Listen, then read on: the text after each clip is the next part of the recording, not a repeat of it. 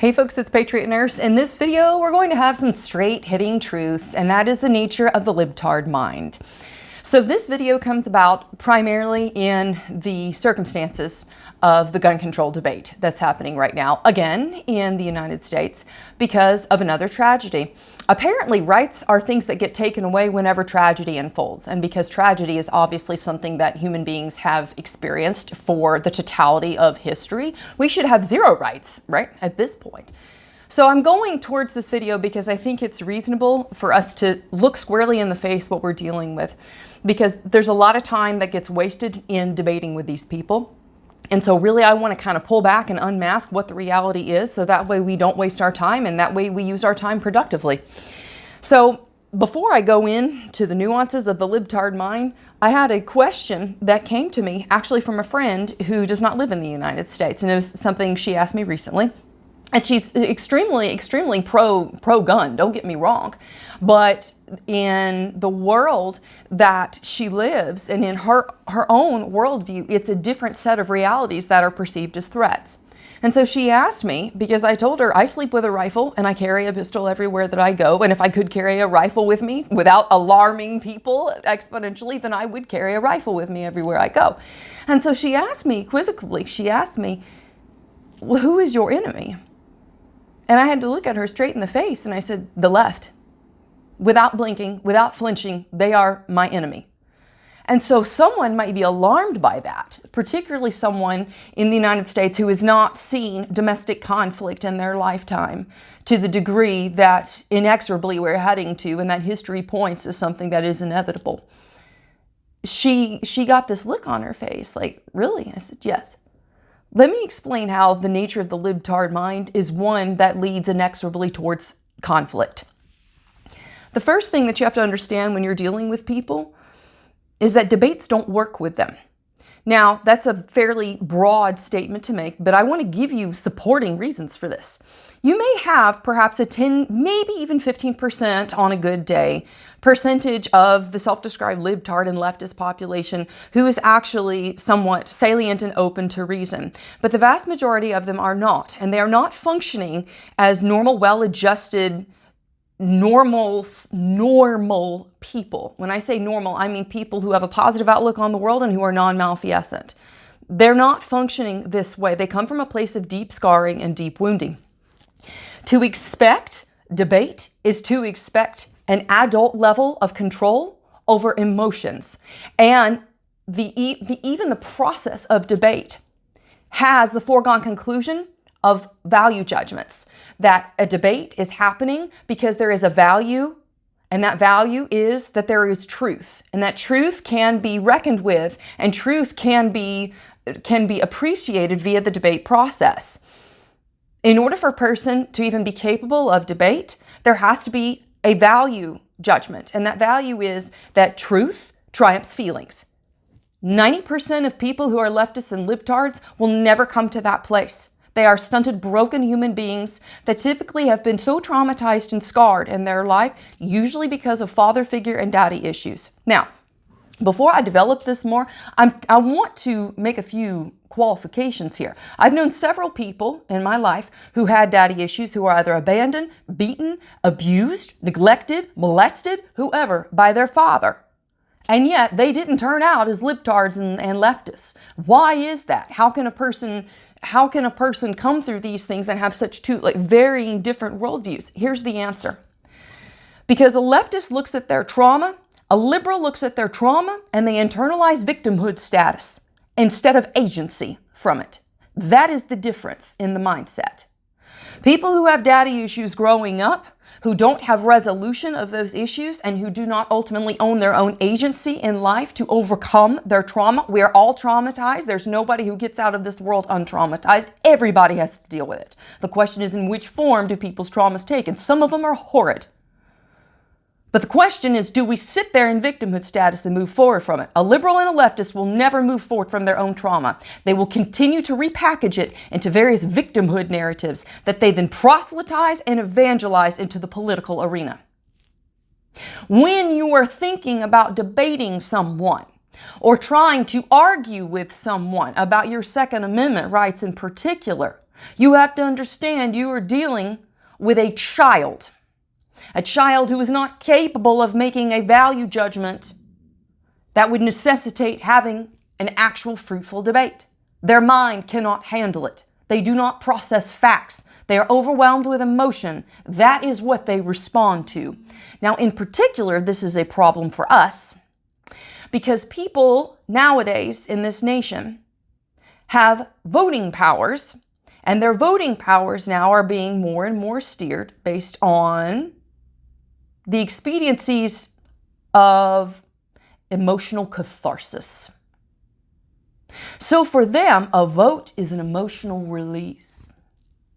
It's not a mental exercise and a value judgment of, is this right? Is this congruent? Is this something that is going to be compatible with my beliefs in the future, as evidenced by historical fact, making those choices reasonable for our times today? They don't go through this. So what you have to understand is when you're presenting facts to these people, they can't compute them. They are incapable. Now, they may be very successful in facts. For instance, I've known one of the most devout left-wing people that I've ever met was a very successful person financially. But in this individual's mind, the financial success was something completely unrelated to political issues. People are capable of great feats of ingenuity and being pathologically naive with the here and now and with the concrete facts in front of them. So when you look at the anatomy of the Libtard mind, you have to understand that there are varying degrees of emotional trauma, as we've said, usually pathological naivete. But there's also a subset that is a thoroughly traumatized person who looks into the abyss, and the abyss looks back at them, in the words of Nietzsche. There are certain people who, because they have been traumatized, instead of moving from their own trauma forward, they look for a strong man to become the avenger of all their wrongs, the father they never had, the enforcer that wasn't there for them. They look for the government to be that daddy figure, the government to be that big brother, the government to be everything, all their needs, their whoopee, their sword, and their God. This group of people is a significant subset, even though they may be in the shadows of leftism and liberalism, even the seemingly stupid ones that show up on your Facebook feed. This is a very, very powerful subset of this group. And the reason why they are able to influence so much power so quickly is that they demand conformity from their base, and they know their base very well. If we assume that most people who are liberal and leftist are just deceived and emotionally stunted creatures, these people are the easiest to manipulate of anybody because they lack agency, they lack boundaries, they lack self-respect, they lack the ability to move forward from their own trauma. And so what does that put them right for? Being repeatedly traumatized. So the small subset of liberalism and the left element that is deeply and pathologically wicked and vile, they rapidly recruit in their own ranks people into their party platform. Why does this have any bearing on the gun control debate? Because I want you to understand you are wasting your breath talking to these people. They lack the emotional integrity, even if they are the beneficent ones. They lack the emotional integrity to internalize and actualize steps in their life that would bring them out of a victimhood mindset into a conqueror mindset. The difference in someone like this versus someone who becomes a follower of a despotic regime has everything to do with boundaries and self-respect. The gun control debate demands that men have accountability for their actions and personal responsibility in order to appreciate their rights. You cannot appreciate your rights if you despise responsibility, and that is the hallmark of the left. I'm not responsible for anything. I am a victim of whatever happened to me or my ancestors X number of generations ago, and because of this, everybody else owes me. Whether it's they owe me money or they owe me their rights. You cannot interact with someone who's so mentally scarred. So ultimately, what does this boil down to? Force and conflict. It always has and it always will. People who are incapable or unwilling of inflicting violence will always be subject to those who can and will. At the end of the day, words are a prelude to war.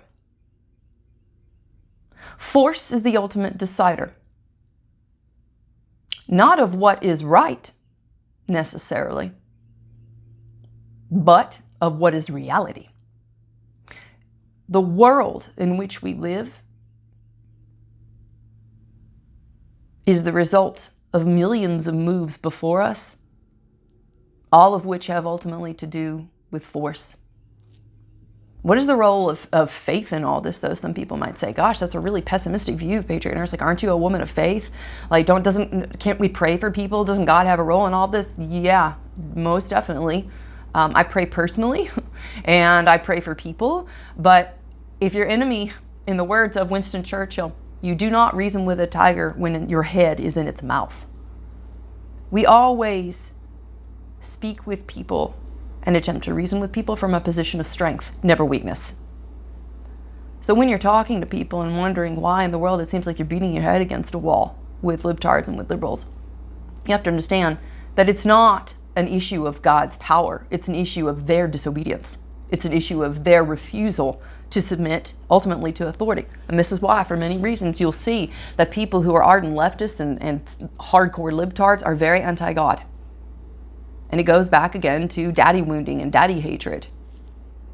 They had a problem. They were unable to deal with that problem. They wanted to make it somebody else's problem, and now they make it your problem.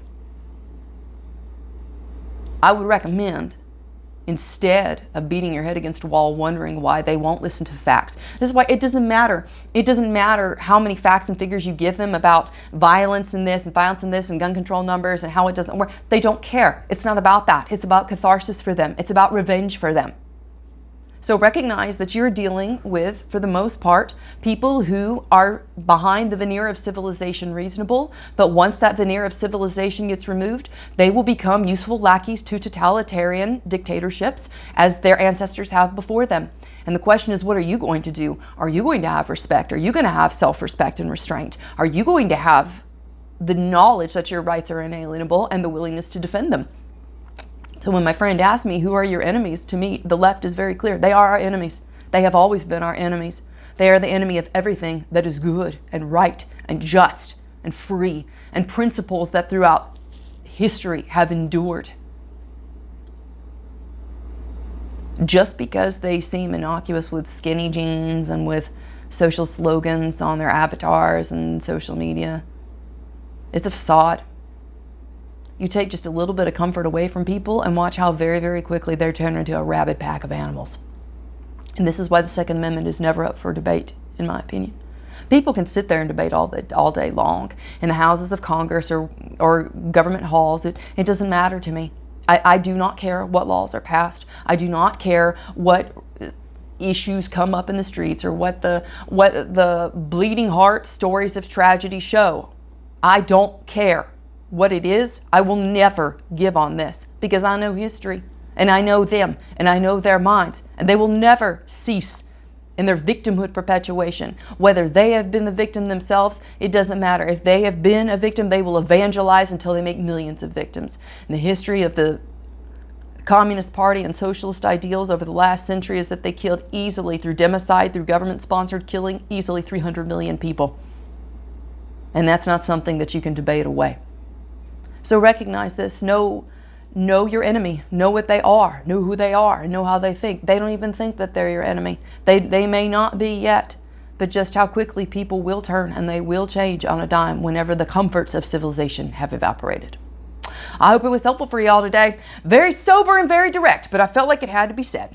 If you enjoyed the video, please subscribe to me here on YouTube, Patriot Nurse. If you want to train with me to get ready for things, considering that the world is more and more unstable as the days go on, and considering that it is always wise to have beads, bolts, and band-aids stored up, and have corresponding skill sets with how to wisely use and deploy them, I would recommend that you train with me at some point.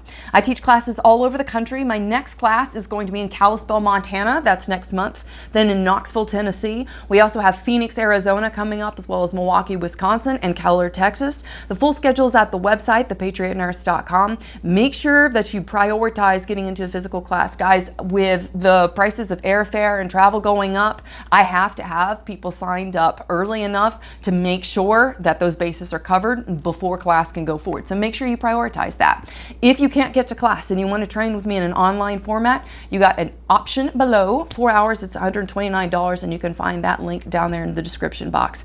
It is important that you get trained. It is important that you prioritize your well-being and take responsibility for yourself, because no one is coming to save us. No one is coming to save us, and nobody is coming to turn the American Republic around in a peaceful solution. That's not going to happen. We can sit here and draw this out as long as it is, but I know history as well as you do, and I know that whenever you vote your way into a situation like what we've gotten ourselves into, it is very, very rare, meaning impossible, for you to vote your way out of it. So recognize this and know what's coming eventually and be prepared for it. For now, it's Patriot Nurse signing off. I'll see y'all later.